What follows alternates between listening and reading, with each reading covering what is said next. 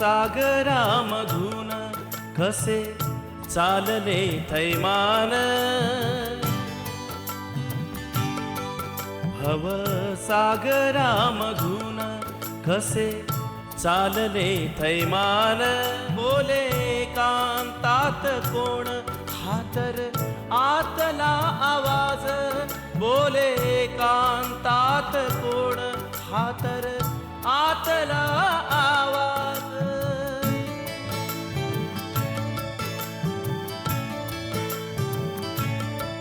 स्वप्न पक्षी आकाशात दूर दिसते न कोणी, तरी अंतरंगी कोण येत असे हो धावूनी.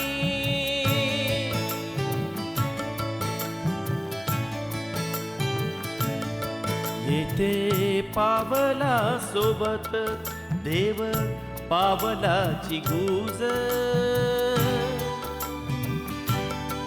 बोले कांतात कोण हा तर आतला आवाज, बोले एकांतात कोण हा तर आतला आवाज, बोले एकांतात कोण हा तर आतला आवाज, हा तर आतला आवाज.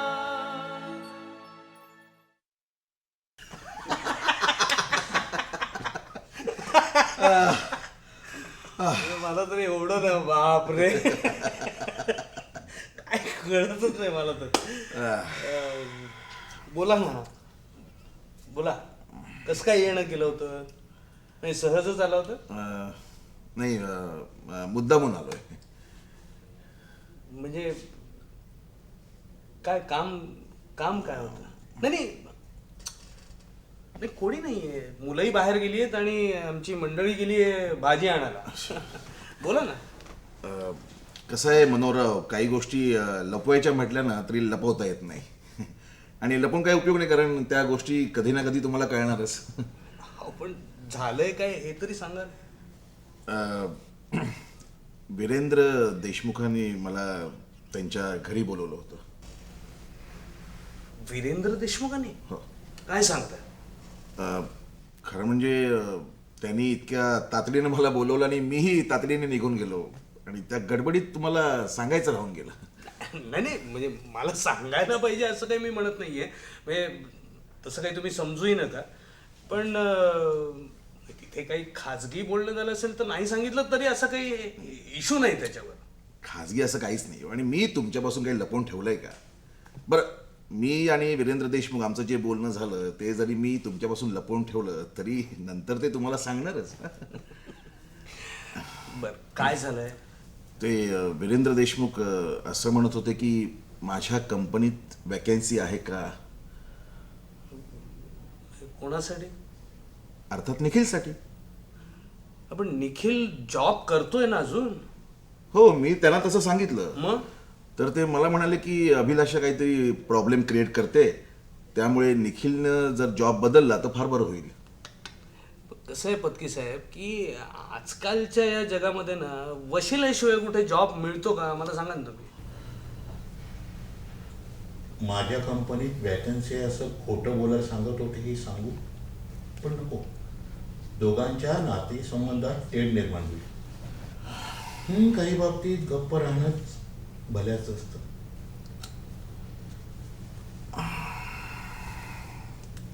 पत्की हां, कुठे हरवला? नाही, ते तुम्ही आता म्हणालात ना की वशिलाशिवाय जॉब मिळत नाही, त्याचा जरा विचार करत होतो. मला काय वाटतं पत्की, वीरेंद्र साहेब वाटतात तेवढे सरळ नाहीत नाही. म्हणजे तुम्हाला काय वाटतं? मी काय सांगणार, शेवटी बिझनेसमॅन कसल्याही खेळी खेळू शकतात. ये बाबा, हा मयूर माझा मित्र. अच्छा, म्हणजे तो जो स्ट्रगलर म्हणतेस तू हाच का तो? हो. अच्छा अच्छा. आणि मयूर हे आमचे शेजारी म्हणजे घरोबाचेच म्हण ना, पत्की काका. नमस्कार. नमस्कार. बैस ना, बैस बैस. बस बस. ये बैस.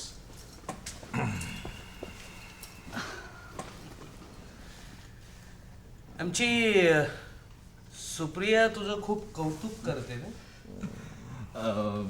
हा तिचा मोठेपणा झाला. मला नाही माहित मी एवढ्या कौतुकास पात्र आहे की नाही.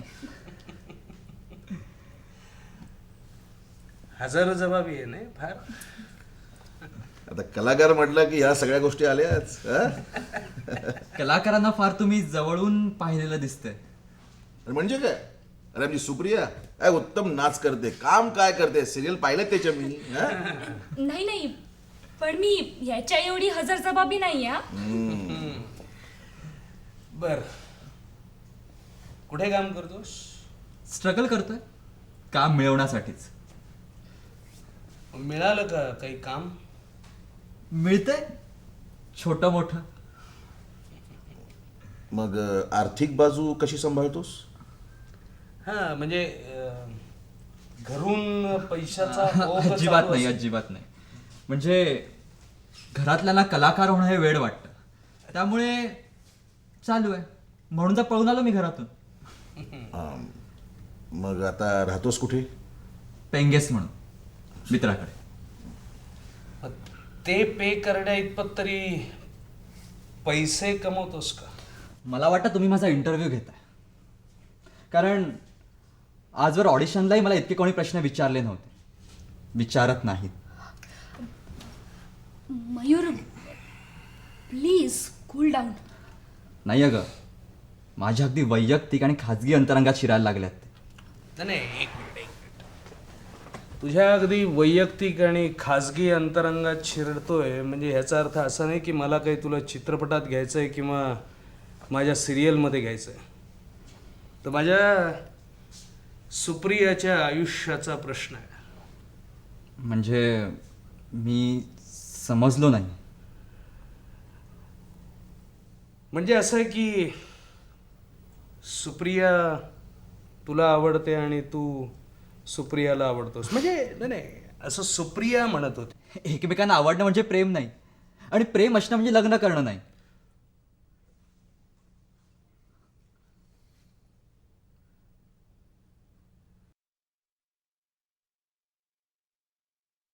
हात र आतला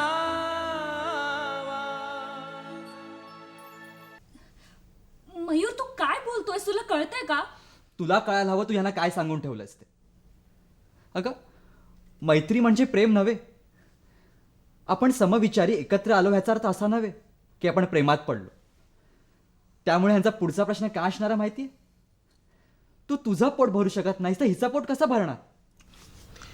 ऑफकोर्स, ऑफकोर्स, हेच विचारणार. अरे एका मुलीचा बाप हेच विचारणार. हे बघ मयूर, जोपर्यंत माणूस स्वतःच्या पायावर उभा राहत नाही ना, तोपर्यंत त्यांनी ह्या लग्नाच्या आणि प्रेमाच्या भानगडीत पडूच नाही. कळलं? मला हेही माहिती आहे की प्रेमानं पोट भरत नाही, मन भरलं तरी. पण मी एवढ्या लांबून, घरातून पळून, घरच्यांपासून दूर राहून प्रेम करायला नाही आलोय. प्रेम करायला आमच्या गावात मुलींचा दुष्काळ नाहीये. मी इथं आलोय त्या ऍक्टिंगमध्ये करिअर करायला. अरे पण मी तुझ्या करिअरच्या आड येत नाहीये. तू माझ्याशी इतक्या मोकळेपणाने वागलास, इतका व्यक्त झालास, याचा अर्थ काय धरावा मी? तुला वाईट वाटेल, पण ह्याला एकतर्फी प्रेम म्हणतात. व्हॉट? मी आणि एकतर्फी प्रेम? अरे माझ्यावर एकतर्फी प्रेम करणाऱ्यांना मी माझ्या जवळपासही फिरकू देत नाही.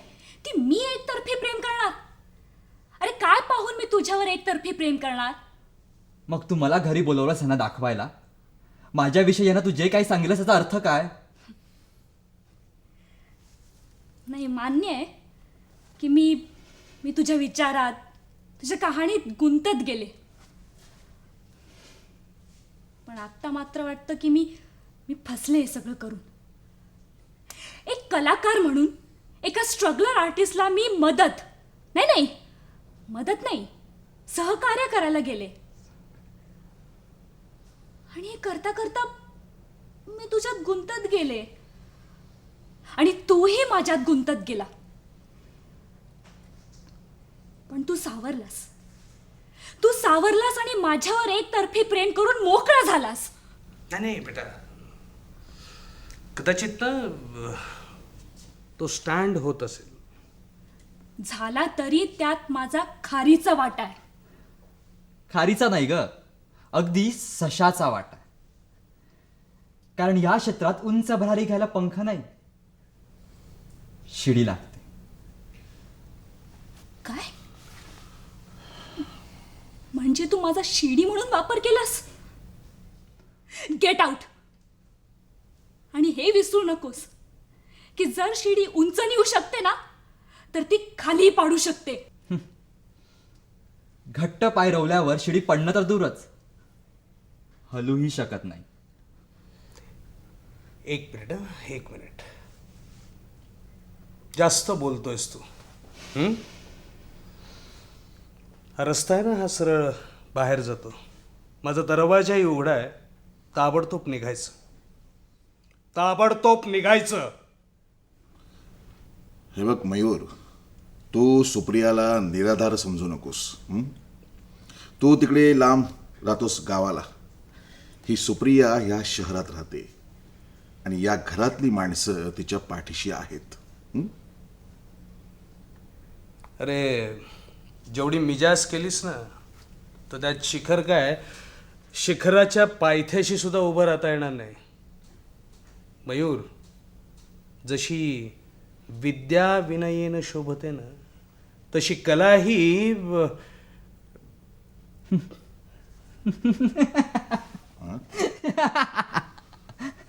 हो, ही सगळी ऍक्टिंग होती.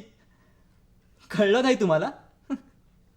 स्ट्रगलर मी, तुमच्या दृष्टीने आणि माझ्याही दृष्टीने. ऍक्टर होईन ना मी, नावाजलेला. तुला काही इथे ऑडिशनला बोलवलेलं नव्हतं माझ्या घरामध्ये की तुला घेऊन मी चित्रपट आणि सिरियल करेन. हे बघ मयूर, तू आता जी काय ऍक्टिंग केलीस ना, ती आमच्या दृष्टीने नथिंग.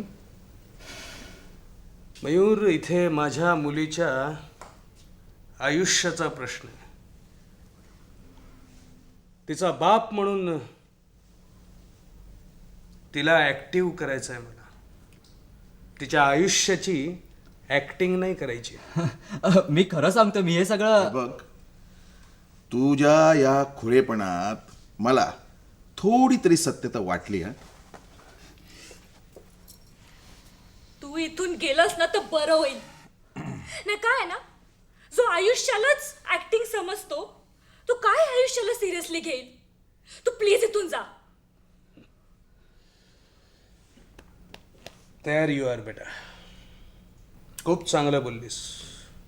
आणि हेच तुम्हा मुलींना कळायला हवं, म्हणजे तुमची फसगत होणार नाही.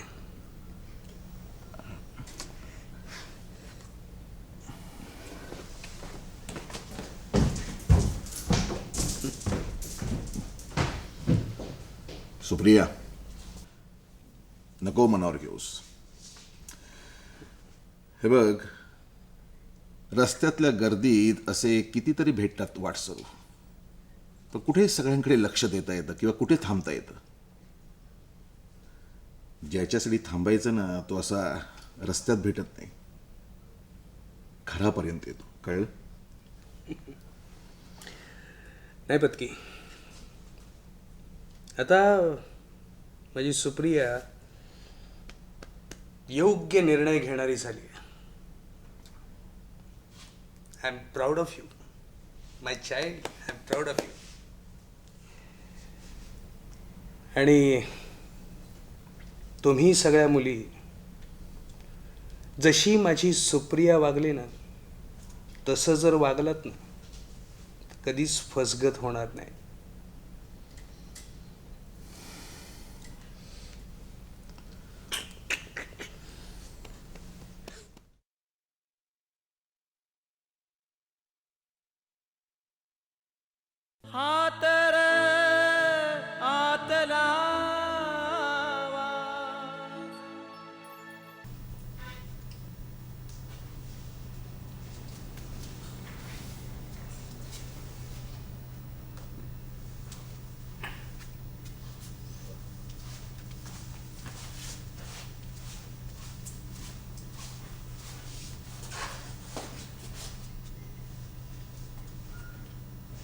विरू, काय झोपायचं नाही आहे का तुला? तू जाऊन झोप. Anything wrong with you?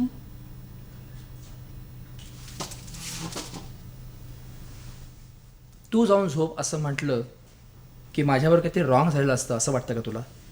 तसं नाही आहे रे, पण तू एवढा डिस्टर्ब का दिसतोयस मला?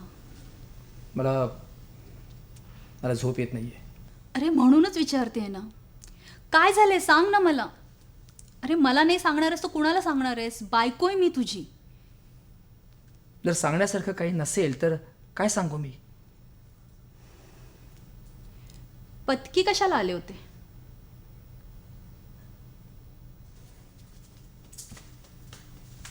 विरू, मी काय विचारते, पत्की कशाला आले होते?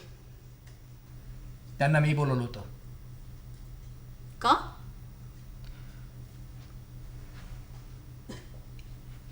माझं खाजगी काम होतं त्यांच्याकडे. बायकोला न सांगण्यासारखं? हे बघ विरू, जसं मी माझ्या मनात येईल ते बोलून सगळं मोकळी होते ना, तसं तूही सांग मला, काय तुझ्या मनामध्ये?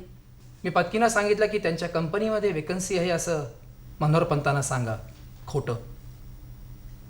ते का?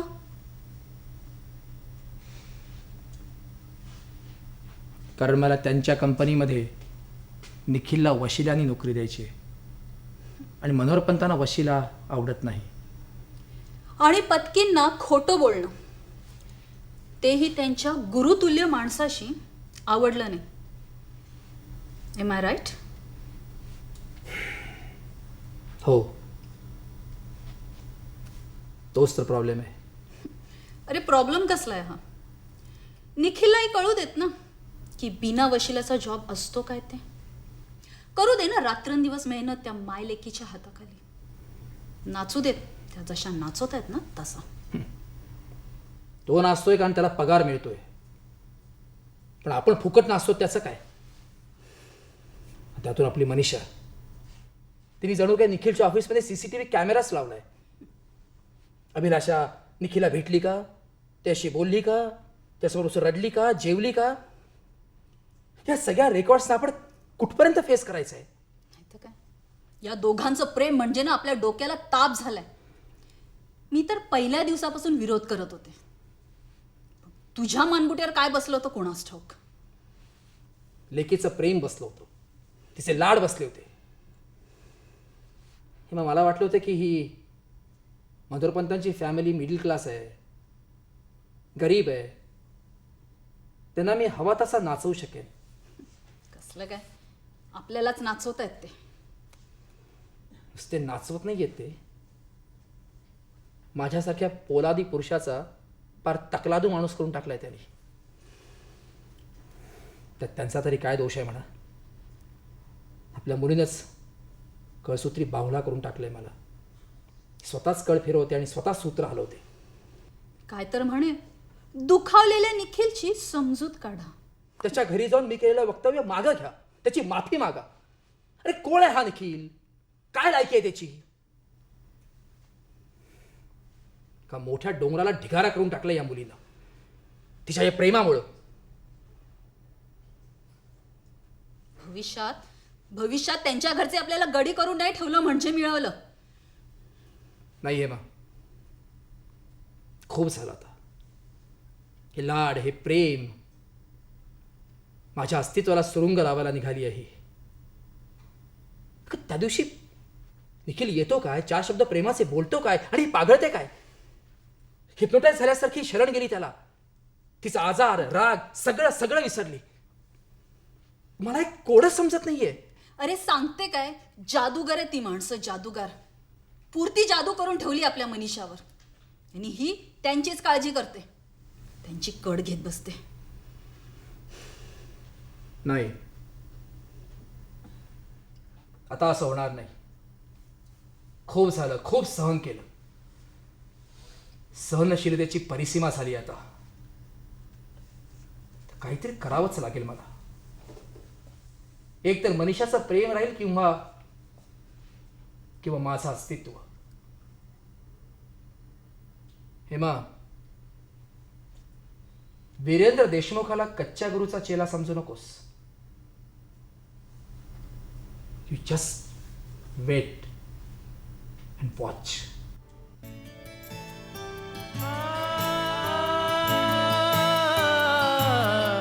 भव सागरामधून कसे चालले थैमान, भव सागरामधून कसे चालले थैमान, बोले कांतात कोण हा तर आतला आवाज, बोले कांतात कोण हा तर आतला आवाज.